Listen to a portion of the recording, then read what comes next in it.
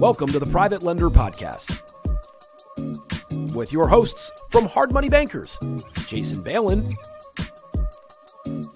and Chris Haddon. This podcast is sponsored by hardmoneymastermind.com.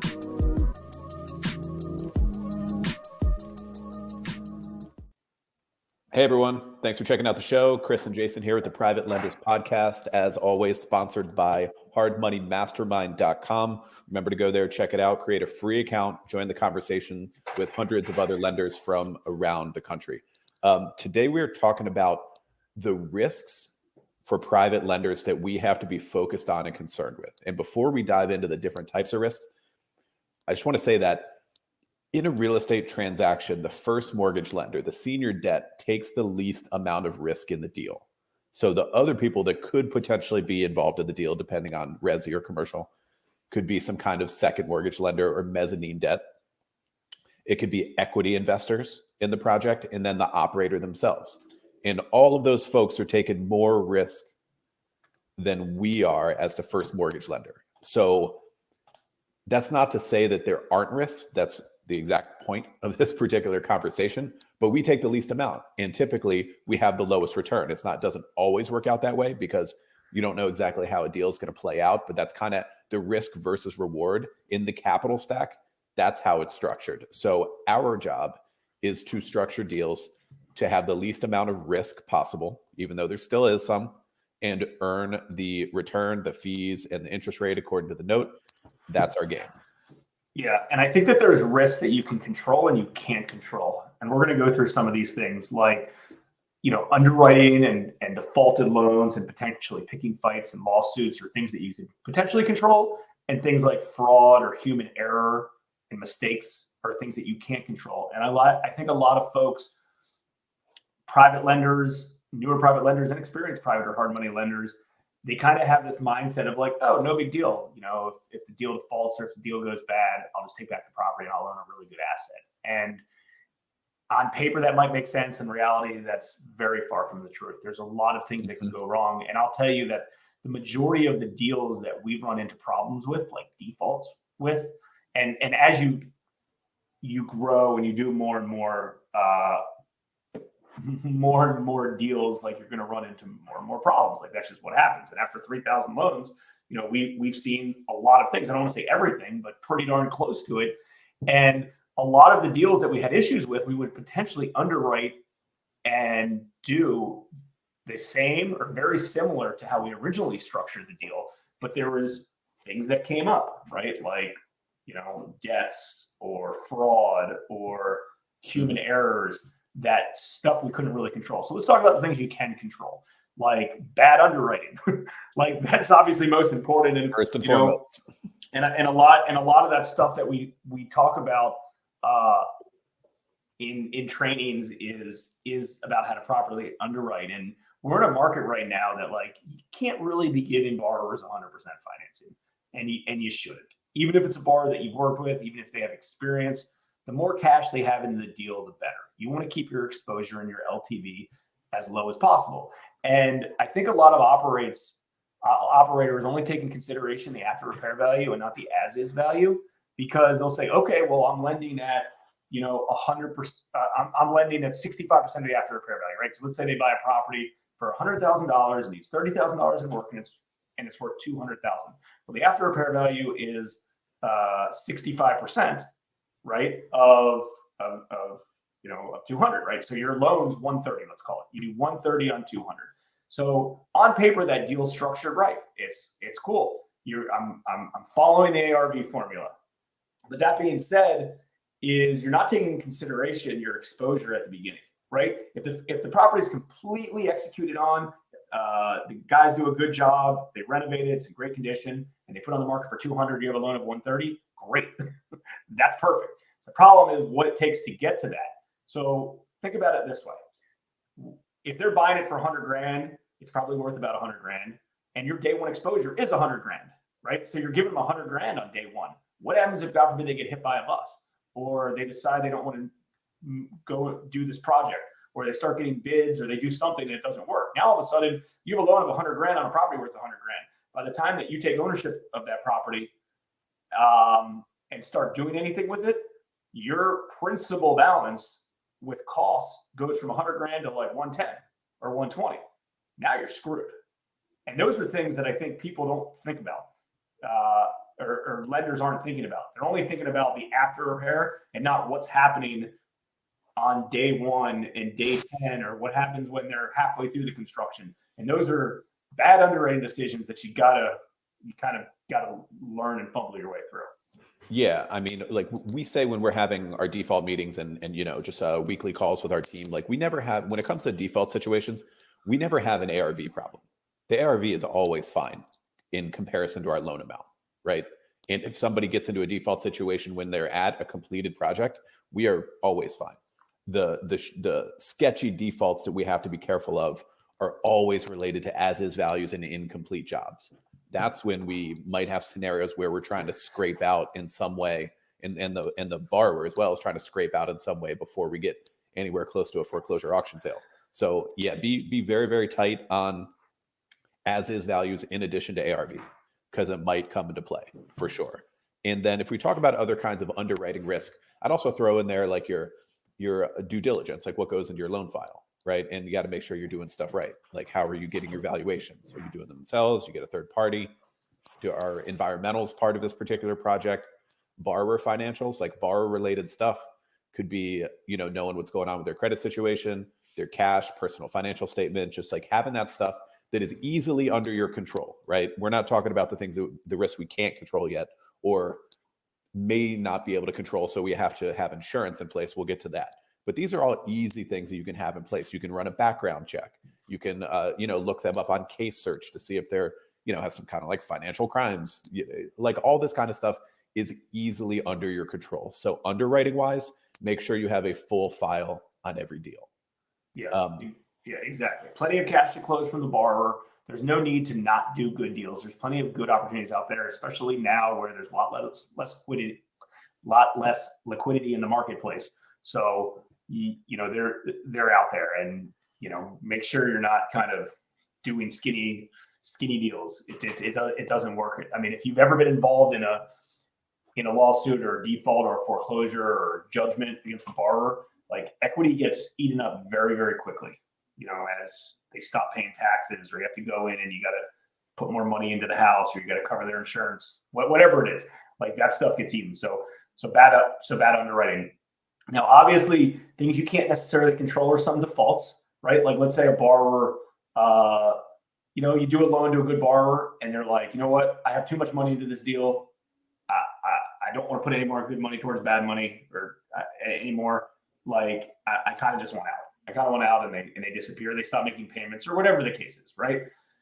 Defaults are, the more cash you have these borrowers put into the front end, the better your underwriting was to begin with, the least chance that that's going to happen.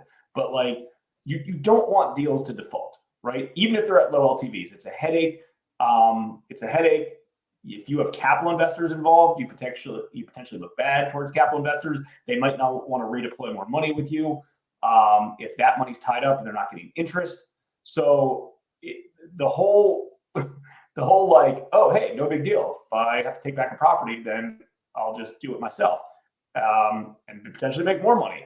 And listen, I'm not saying that's not an option, and that's why we have first lien positions, but that can't be like, that's a bonus. That's extra. You can't write loans to hope that that's going to happen, because, if you're a full-time lender and then all of a sudden you're playing defense all day to try to get out of these deals, you're going to be, you're going to get yourself in trouble real quick.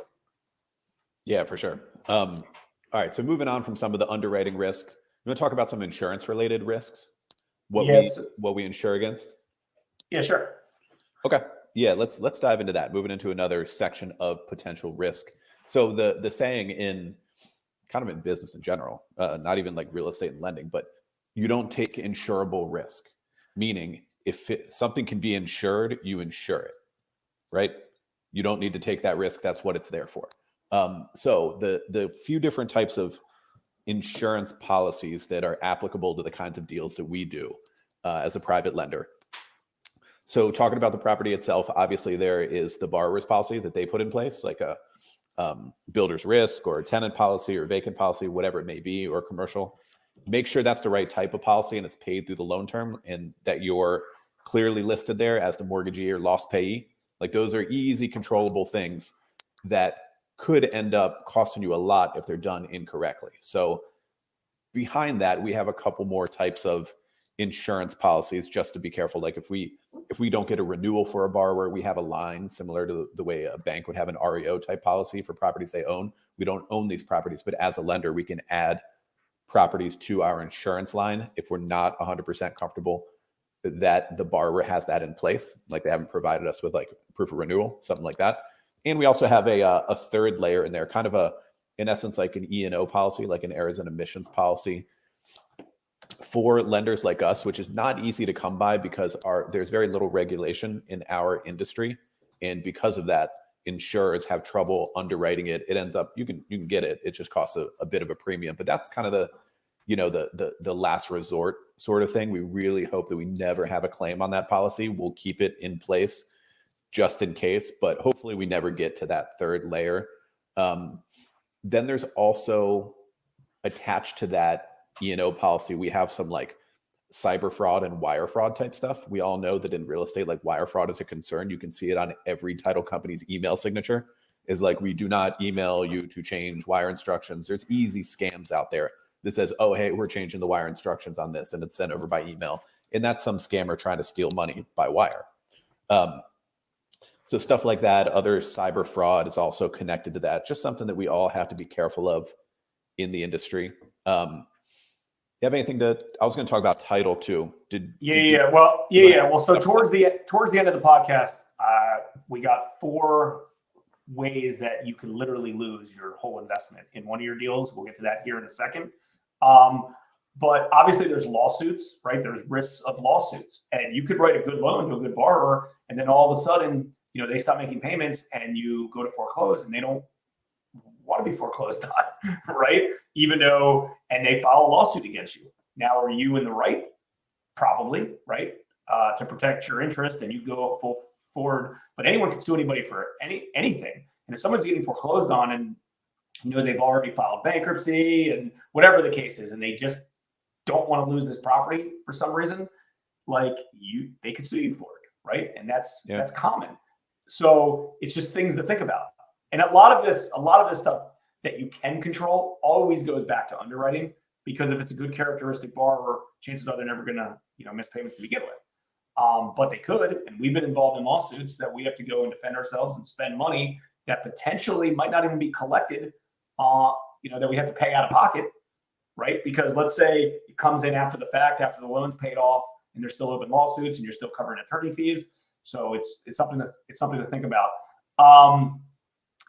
Also related to fraud, we've been involved in a lot of different fraud cases. Things as little as small check and wire fraud, where people pretending to be employees or borrowers or somebody on behalf of our organization got duped and sent money to the wrong person, maybe a fraudulent person, maybe whoever.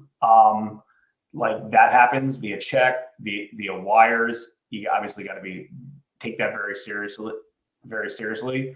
And that kind of also overlaps with human error, because keep in mind, humans make mistakes, right? You might have a processor that's helping you out on these deals, and God forbid they mixed up the wire instructions from the title company, or they forgot to follow up with the insurance company to make sure you had coverage, things like that. When we wrap this up, I'm going to go over a little bit of title fraud, because that's one way you really can lose. But is there anything else you want to add related to some additional risks? Let's jump into the title stuff now, because I had that kind of front of mind based on a couple of things that are going on. So again, we don't take risk that can be insured, and that's what title insurance is for. It's standard to have a lender's title policy on any loan you do, right? And the endorsements on that policy are negotiated by our attorney who does our loan docs and represents us in this transaction. So not only having lender's policy in place, but the endorsements can matter for sure. And we've seen some funky title situations. We have a couple going on right now. We have one happening currently where the title fraud, where a guy in New Jersey purchased a property, say for $500K, and we did a loan for $300K. The underwriting was good. Underwriting was right. And before our mortgage got on record in that county of New Jersey, he got another mortgage somehow that recorded ahead of ours. So we found out later, because he went into default, he stopped paying us. So we started foreclosure action, got a title report. We saw that he snuck a mortgage on ahead of ours. We don't know all the details about it because he's not in communication with us, but we contacted the title company, filed a title claim. They saw that and they're like, oh, shoot. And they hit up the insurer right away. So simultaneously, we have an attorney working on the foreclosure and judgment, and we have an attorney working on the title claim. And so I don't know how this one's going to play out. We're in a good position. But it just goes to show you that all kinds of stuff can happen. Like, people have sold properties and not paid off the loan. They somehow tricked the title company into being like, oh, no, that loan's not there. Like, I can take all the proceeds. HMB doesn't need to get paid. That's already settled. And they're like, oh, okay, here you go. And then, you'd think that doesn't happen, and it doesn't obviously happen often, but it's legit happened 3 or 4 times. Yeah. 3, 4, 5 times in our 15 years. And we're fine. We're insured. We get covered for this kind of stuff. But there's little risks that happen. Like, you might end up getting the most title insurance policies are the amount of your loan amount. So you're basically covered for your principal. You're not going to take a hit, but you might have certain legal fees on top of that. We had one back in 2020, this fraudulent title situation. Don't need to get into all the details there, but we were made whole, meaning we got our principal back, and the title insurer paid the attorney that was doing the title claim work, but our attorney that was still involved in the deal, we ended up with a $15,000 bill, right? Because there wasn't any coverage on top of that, and we didn't get the interest, but we were made whole, and now we're out of pocket $15,000. So little things like that become what you can consider risk. Yeah, no doubt. And that falls under the fraud case where, you still have to kind of defend and stick up for your interest.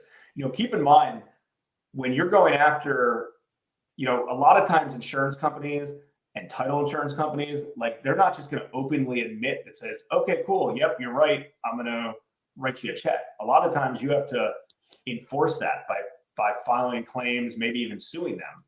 A lot of you probably heard that story about how we had to go to Salt Lake City, Utah to sue an insurance company because they wouldn't pay us out on an owed claim.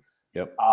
And this was going on for a long period of time, and we had a lot of money just outstanding. So we had to take action to sue them, and just things to think about. So let's talk about real quick, the 4 different ways that you really, I believe private lending is one of the most risk-free. It's not fully risk-free, but a very risk-free way. Low risk, that's the better word, industry. But here are 4 things that really, really dangerous. Number 1, insurance lapse. You're not stalking insurance. They don't have insurance in the property, and the property burns down, and there's no insurance in place, right? So make sure your process is in place, that you always have insurance in place.